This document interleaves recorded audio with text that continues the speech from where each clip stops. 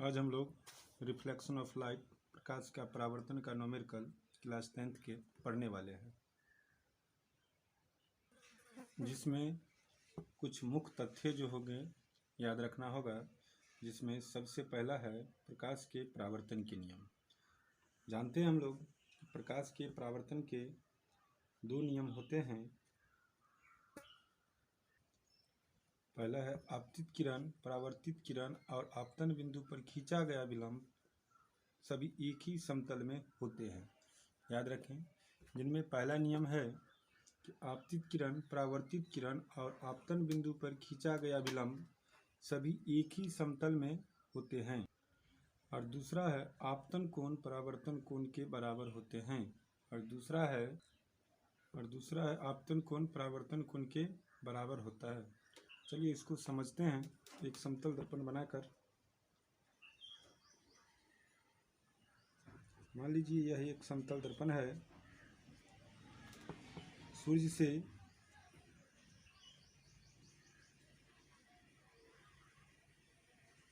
से इस पे प्रकाश आ रहे हैं, ठीक है। ये सूर्य हैं, इससे प्रकाश इस पे आ रहे हैं। तो जो प्रकाश किसी सतह पे पड़ती है, अर्थात किसी सतह पे पड़ने वाले जो प्रकाश किरण होते हैं उसको आपतित किरण कहते हैं। तो ये हो जाएंगे आपतित किरण। और जिस बिंदु पर वह सतह पे पड़ेगी उस बिंदु को आपतन बिंदु कहते हैं। तो ये बिंदु जो होगा, ये आपतन बिंदु होगा। और यहाँ से ये टकरा कर पुनः उसी माध्यम में वापस लौट जाएगी। तो टकरा कर वापस जो लौटेगी किरण, उस किरण को कहते हैं परावर्तित किरण। अब इस पर हम एक लंब डालेंगे जिसे हम लोग अभिलंब कहते हैं। तो आपतित किरण, आपतन बिंदु पर खींचा गया लंब, ये जो है आपतित किरण आपतन बिंदु पर जो लंब खींचते हैं उससे एक कोण प्राप्त होता है, जिसको हम लोग आपतन कोण कहते हैं, जिसको I से सूचित किया जाता है। और परावर्तित किरण आपतन बिंदु पर जो अभिलंब खींचते हैं इससे भी एक और कोण प्राप्त होता है इधर परावर्तित किरण के साइड, जिसको हम लोग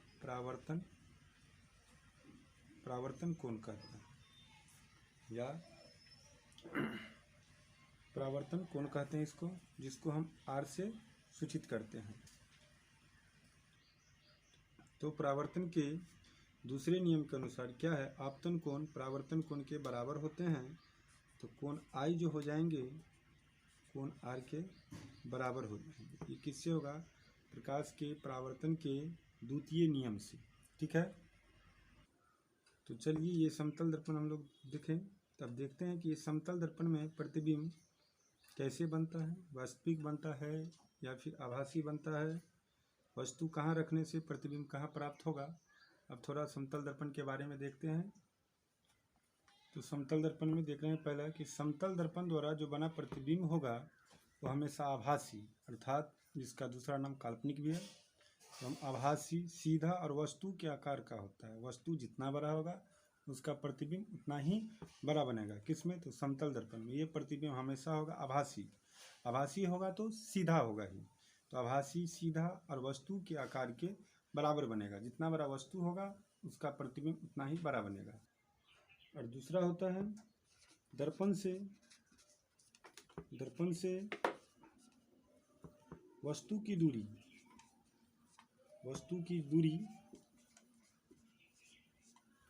बराबर दर्पण से प्रतिबिंब की दूरी।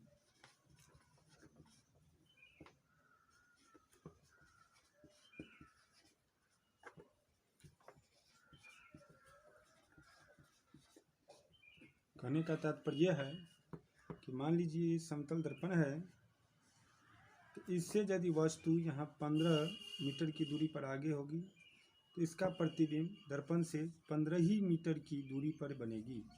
माने दर्पण से जितना वस्तु की दूरी होगी प्रतिबिंब उतना ही दूरी पर ही बनेगी। इससे स्पष्ट है कि दर्पण से वस्तु की दूरी जो बराबर होगी दर्पण से प्रतिबिंब की दूरी का। माने वस्तु दर्पण से जितना ही दूरी पर स्थित होगा प्रतिबिंब समतल दर्पण में उतना ही दूरी पर बनेगी।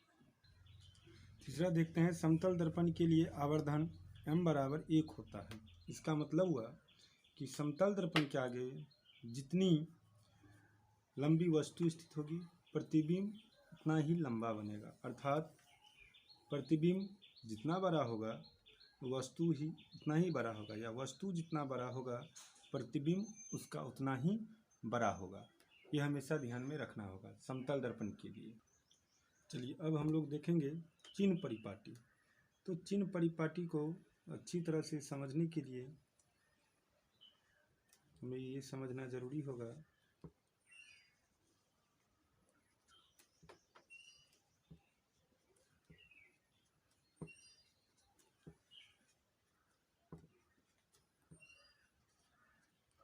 चलिए मूल बिंदु को हम पी लेते हैं, दर्पण का ध्रुव। तो हमेशा ध्यान रखें दर्पण अवतल हो या उत्तल, अवतल हो या उत्तल, दोनों के लिए समझेंगे। दर्पण कोई भी हो या फिर समतल हो उससे कोई मतलब नहीं है, बस दर्पण की कोई भी जो दूरियां होगी, वस्तु की दूरियां या प्रतिबिंब की दूरियां या फिर फोकस दूरियां या फिर वक्रता त्रिज्या जो भी हम मापेंगे वो दर्पण के ध्रुव से मापेंगे, अर्थात इस बिंदु से P से मापते हैं। तो कहने का मतलब ये है कि दर्पण में सभी दूरियां दर्पण के ध्रुव से मापी जाती है। ऑब्जेक्टिव के लिए हम नोट कर सकते हैं दर्पण में सभी दूरियां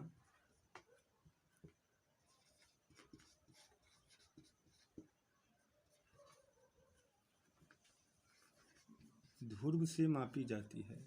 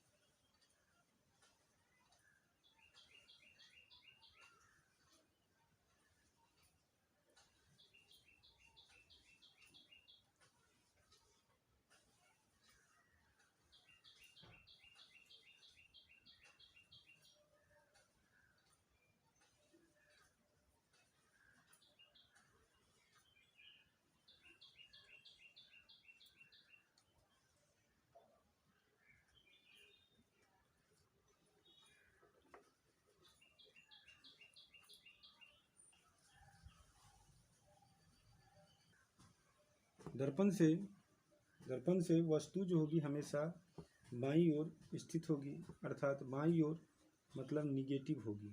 वस्तु दूरी जो होती है u, ये क्या हो जाएगी, माइनस में हो जाएगी, क्योंकि दर्पण में वस्तु जो होती है दर्पण से हमेशा बाईं ओर स्थित होती है। यदि दाईं ओर प्रतिबिंब बनता हो, दाईं ओर जब बनेगी तो वो प्लस में बनेगी, अर्थात पॉजिटिव होगी। जब भी दर्पण से दाईं ओर बनेगी या फोकस दूरी होगी दाईं ओर तो वही पॉजिटिव होगी, माने प्लस में होगी, और प्रतिबिंब भी बनेगी तो वो भी प्लस में होगी। यदि हम x डैश को मुख्य अक्ष मान लें तो ये मुख्य अक्ष से ऊपर की ओर, मुख्य अक्ष से ऊपर की ओर मापी गई जो दूरियां होगी, अर्थात हम इससे जो ऊपर मापेंगे जो दूरी वो प्लस में होगी, धनात्मक होगी, और इससे नीचे की ओर जो दूरी मापेंगे वो माइनस में होगी, अर्थात ऋणात्मक होगी। तो मुख्य अक्ष से ऊपर की ओर मापी गई जो दूरियां होगी वो धनात्मक होगी, और मुख्य अक्ष से नीचे की ओर मापी गई जो दूरियां होगी वो ऋणात्मक तथा दाईं ओर मापी गई जो दूरियां होती है वो धनात्मक होती है। तो ध्रुव से हम बाईं ओर जो मापेंगे दूरी वो क्या हो जाएगी, ऋणात्मक, और दाईं ओर जो मापेगी वो क्या हो जाएंगे, धनात्मक। ठीक है। चलिए चौथा है मुख्य अक्ष से ऊपर। तो मुख्य अक्ष हम ले लिए हैं x डैश को, तो मुख्य अक्ष से ऊपर जो दूरी हम मापेंगे, जो भी दूरी मापेंगे वो सब धनात्मक होगी, ऊपर की ओर धनात्मक होगी, और नीचे की ओर जो मापेंगे वो सब किस में मापेंगे, ऋणात्मक होगी, अर्थात वो माइनस में मापेंगे। ठीक है। गोलीय दर्पण के लिए देखेंगे, अर्थात अवतल और उत्तल दर्पण के लिए, तो वस्तु दूरी, वस्तु जो दूरी होगी, वस्तु की दूरी जिसको हम यू कहेंगे, वो हमेशा ऋणात्मक होगी, ऋणात्मक होगी। ऋणात्मक का मतलब क्या होगा कि वस्तु जो है हमेशा दर्पण के बाईं ओर होगी, ठीक है। दूसरा, प्रतिबिंब दूरी, प्रतिबिंब दूरी भी ये जो होगी धनात्मक भी होगी। तो धनात्मक किस कंडीशन में होगा, तो जब प्रतिबिंब आभासी हो और सीधा हो, आभासी और सीधा, याद रखें, जब प्रतिबिंब आभासी और सीधा होगा तो प्रतिबिंब की जो दूरी होगी वो धनात्मक होगी। और ऋणात्मक, ऋणात्मक कब होगी, जब वास्तविक और उल्टा होगी। जब प्रतिबिंब वास्तविक और उल्टा होगी तो जाके प्रतिबिंब की दूरी ऋणात्मक हो जाएगी। तीसरा, फोकस दूरी, फोकस दूरी एफ, ये धनात्मक होगी। कब धनात्मक होगी, किस दर्पण के लिए, उत्तल दर्पण के लिए। ऋणात्मक होगी अवतल दर्पण के लिए, अवतल दर्पण के लिए। तो फोकस दूरी उत्तल दर्पण में धनात्मक होगी और अवतल दर्पण में ऋणात्मक होगी, ठीक है। वस्तु की जो ऊंचाई होगी, दर्पण कोई भी हो, हमेशा धनात्मक होगी, लेकिन वहीं प्रतिबिंब की ऊंचाई धनात्मक भी होगी और ऋणात्मक भी होगी, माने प्लस भी होगी, माइनस भी, पॉजिटिव भी होगी और निगेटिव भी होगी। तो धनात्मक कब होगी, तो जब प्रतिबिंब आभासी और सीधा होगी, जब प्रतिबिंब जो होगी आभासी और सीधा बनेगी तो धनात्मक होगी, और जब वास्तविक और उल्टा बनेगी तो ऋणात्मक होगी। आवर्धन, आवर्धन धनात्मक भी होती है और ऋणात्मक भी होती है। तो धनात्मक इसमें भी कब होगी, जब आवर्धन जो होगी आभासी और सीधा होगा, या फिर वास्तविक और उल्टा होगा तो ऋणात्मक होगी, और आभासी और सीधा होगा तो धनात्मक होगी। हम लोग न्यूमेरिकल पढ़ने से पहले ये फॉर्मूला को जानेंगे। सबसे पहले F बराबर होता है R/2, जहाँ F का अर्थ होता है फोकस दूरी, R का होता है वक्रता त्रिज्या, ठीक है। तो वक्रता त्रिज्या R बराबर क्या होगा, 2F, मान 2 गुने फोकस दूरी, और ये है 1/f बराबर 1/v प्लस 1/u। इसको कहते हैं दर्पण सूत्र, याद रखिएगा। इस सूत्र का नाम है दर्पण सूत्र, और इस पे अधिक से अधिक न्यूमेरिकल सॉल्व होता है। और m, आवर्धन बराबर प्रतिबिंब की ऊंचाई बट्टे वस्तु की ऊंचाई, आवर्धन बराबर माइनस प्रतिबिंब की दूरी बट्टे वस्तु की दूरी भी होती है, अर्थात दोनों को जब मिला देते हैं तो प्रतिबिंब की ऊंचाई बट्टे वस्तु की ऊंचाई बराबर प्रतिबिंब की ऊंचाई माइनस में जो होगी ऋणात्मक प्रतिबिंब की दूरी बट्टे वस्तु की दूरी हो जाएगी। ये दोनों को जब कंपेयर करेंगे तो ये फार्मूला प्राप्त होती है, ठीक है। चलिए पहला देखते हैं न्यूमेरिकल।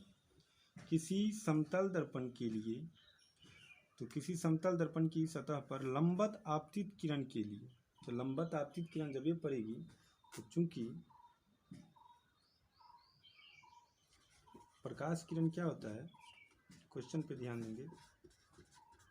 प्रकाश किरण जो होती है दर्पण की सतह पर लंबवत पड़ती है। प्रकाश किरण दर्पण की सतह पर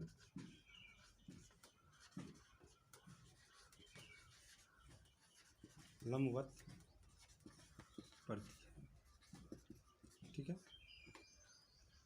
तो इसीलिए आपतन कोण कितना हो जाएगा, आपतन कोण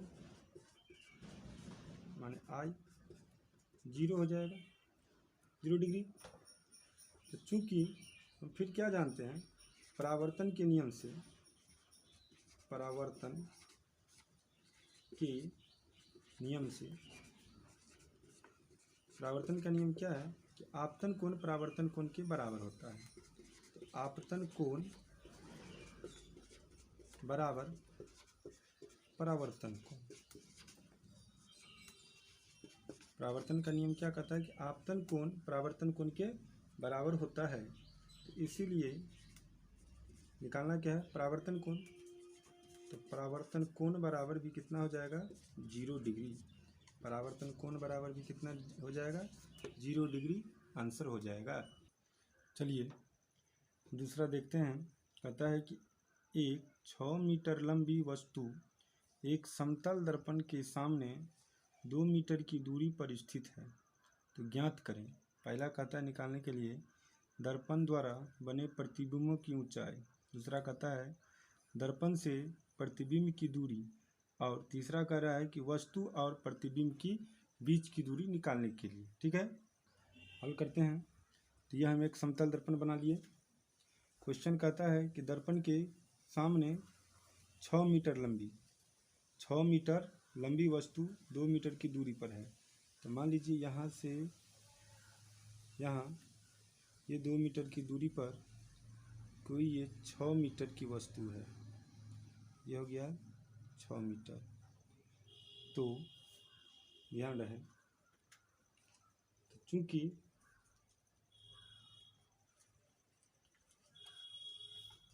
वस्तु की ऊंचाई बराबर 6 मीटर, ठीक है, और दर्पण से वस्तु की जो दूरी है, वस्तु की दूरी वो दिया गया है 2 मीटर। ठीक है, पहला बनाते हैं। चूंकि समतल दर्पण के लिए, समतल दर्पण में क्या हम देखते हैं, समतल दर्पण, चूंकि समतल दर्पण है ये, तो समतल दर्पण के लिए, समतल दर्पण में क्या देखते हैं, वस्तु की दूरी बराबर प्रतिबिंब की दूरी होती है, और इसमें हमको दर्पण द्वारा बने प्रतिबिंब की ऊंचाई निकालना है। तो पहला में समतल दर्पण के लिए हम क्या करेंगे, वस्तु की ऊंचाई बराबर प्रतिबिंब की ऊंचाई हो जाएगी, ऊंचाई।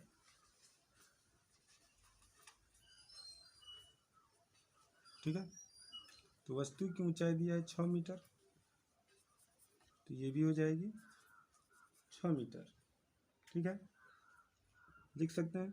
इसीलिए प्रतिबिंब की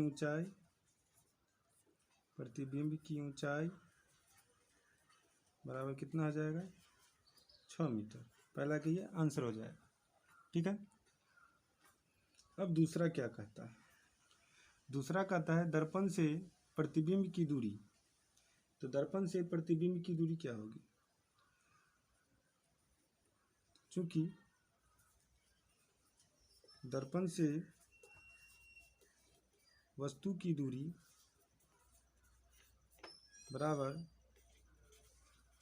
दर्पण से प्रतिबिंब की दूरी। तो क्या देखें हम, समतल दर्पण है तो दर्पण से वस्तु की दूरी बराबर दर्पण से प्रतिबिंब की दूरी। तो इसीलिए क्या हो जाएगा, प्रतिबिंब की दूरी बराबर जो वस्तु की दूरी रहेगी वही प्रतिबिंब की दूरी होगी। तो वस्तु की दूरी कितना दिया है 2 मीटर, तो प्रतिबिंब की दूरी हो जाएगी 2 मीटर। ये आंसर हो जाएगा तीसरा का। ठीक है, तीसरा का ये आंसर हो जाएगा 2 मीटर। तो तीसरा देखिए, वस्तु और प्रतिबिंब के बीच की दूरी। तो दर्पण से वस्तु 2 मीटर की दूरी पर स्थित है, तो प्रतिबिंब भी क्या हो गया 2 मीटर की दूरी पर भी स्थित रह गया, क्योंकि ये समतल दर्पण है। तो समतल दर्पण में क्या होता है, वस्तु की दूरी बराबर प्रतिबिंब की दूरी, वस्तु की ऊंचाई बराबर प्रतिबिंब की ऊंचाई। तो हमको तीसरा में कहता है वस्तु और प्रतिबिंब के बीच की दूरी ज्ञात करने के लिए, वस्तु और प्रतिबिंब के बीच की दूरी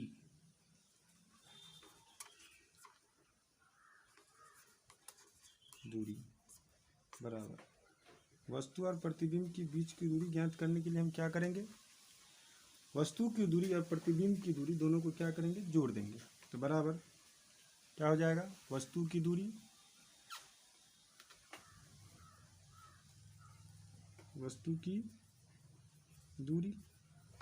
प्लस प्रतिबिंब की दूरी। चलिए दोनों को जोड़िए, ये 2 मीटर, ये भी कितना निकला 2 मीटर बराबर 4 मीटर। ये क्या हो जाएगा, इसका आंसर हो जाएगा तीसरा का। कितना हो जाएगा, वस्तु की दूरी 2 मीटर है और प्रतिबिंब की दूरी भी कितना है 2 मीटर। तो दोनों को जोड़ देंगे तो वस्तु से प्रतिबिंब तक की दूरी कितना हो जाएगा 4 मीटर। ठीक है।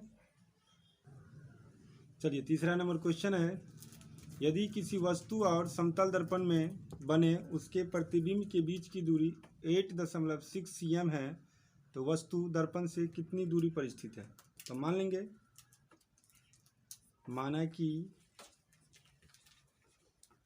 दर्पण से वस्तु की दूरी बराबर u और दर्पण से प्रतिबिंब की दूरी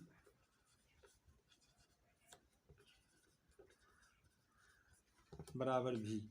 ठीक है। तो दिया गया इसमें समतल दर्पण, तो इसीलिए समतल दर्पण में क्या होता है, वस्तु की दूरी बराबर प्रतिबिंब की दूरी अर्थात u बराबर v। तो इसीलिए प्रश्न क्या कहता है कि वस्तु और समतल दर्पण में बने प्रतिबिंब दोनों के बीच की दूरी माने u और v दोनों की बीच की दूरी दिया गया माने u प्लस v बराबर 8.6 cm। चलिए u बराबर है v के, तो निकालना है हमको वस्तु दर्पण से कितनी दूरी पर स्थित है, u निकालना है। तो u प्लस v किसके बराबर u के, तो v के स्थान पर u रखेंगे 8.6 cm। u और u को जोड़ेंगे तो 2u बराबर 8.6 cm। इसीलिए u इक्वल टू 8.6 cm बट्टे 2 कट जाएगा 4 3 कितना हो जाएगा 4.3 cm इसका आंसर हो जाएगा। चलिए क्वेश्चन नंबर 4 देखते हैं। प्रकाश की एक किरण दर्पण से 30 डिग्री का कोण बनाते हुए किसी बिंदु पर आपतित होती है। प्रकाश की जो किरण है वो दर्पण से 30 डिग्री का कोण बनाते हुए किसी बिंदु पर आपतित होती है दर्पण से। तो हम क्या करेंगे, सबसे पहले दर्पण बनाएंगे। ठीक है, मान लीजिए ये सूर्य है,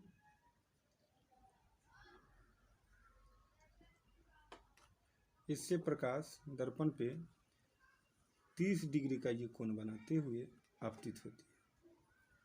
तो ये आएगी टकरा के लौट जाएगी इस बिंदु से, इस पे एक अभिलंब ले लेंगे।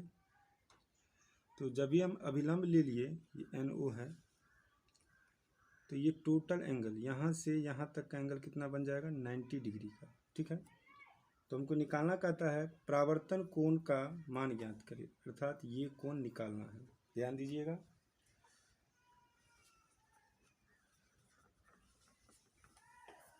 आपतित किरण और दर्पण के बीच का कोण बराबर दिया गया है 30 डिग्री। तो इसीलिए हम आपतन कोण निकालेंगे। आपतन कोण माने I, तो ये निकालने के लिए ये टोटल 90 डिग्री है, तो 90 डिग्री में से हम ये 30 डिग्री को क्या करेंगे, घटा देंगे। तो 90 में से 30 जाएगा तो कितना हो जाएगा 60 डिग्री। फिर हम क्या देखते हैं कि परावर्तन का नियम क्या कहता है, आपतन कोण परावर्तन कोण के बराबर होता है। परावर्तन के नियम से, परावर्तन के नियम से आपतन कोण बराबर परावर्तन कोण, आपतन कोण बराबर परावर्तन कोण होता है। ठीक है, तो इसीलिए परावर्तन कोण आर, तो आपतन कोण है 60 डिग्री, तो परावर्तन कोण का मान भी कितना हो जाएगा 60 डिग्री। ये इसका आंसर हो जाएगा, अर्थात ये एंगल भी कितना हो जाएगा 60 डिग्री। ठीक है, चलिए 5वां क्वेश्चन है, समतल दर्पण का आवर्धन +1 है, इसमें m बराबर 1 तथा m का धनात्मक चिन्ह क्या दर्शाता है। तो ध्यान दीजिए, समतल दर्पण का आवर्धन +1 है। ठीक है, तो चूंकि आवर्धन m बराबर हम क्या देखते हैं, प्रतिबिंब की ऊंचाई बट्टे वस्तु की ऊंचाई। ठीक है, जिसमें m का मान दिया है 1, तो m की जगह पर 1 दे देंगे, बराबर क्या हो जाएगा h डैश बट्टे h, प्रतिबिंब की ऊंचाई बट्टे वस्तु की ऊंचाई। हम क्रॉस मल्टीप्लिकेशन क्या करेंगे, गुना कर देंगे, तो गुना कर देंगे h डैश को 1 से, तो h डैश बराबर क्या हो जाएगा h, अर्थात हम लिख सकते हैं, अतः आवर्धन m बराबर 1 का अर्थ क्या आया, प्रतिबिंब की आकार, जो प्रतिबिंब का आकार है वो वस्तु के आकार के बराबर होगा। अर्थ प्रतिबिंब का आकार और वस्तु के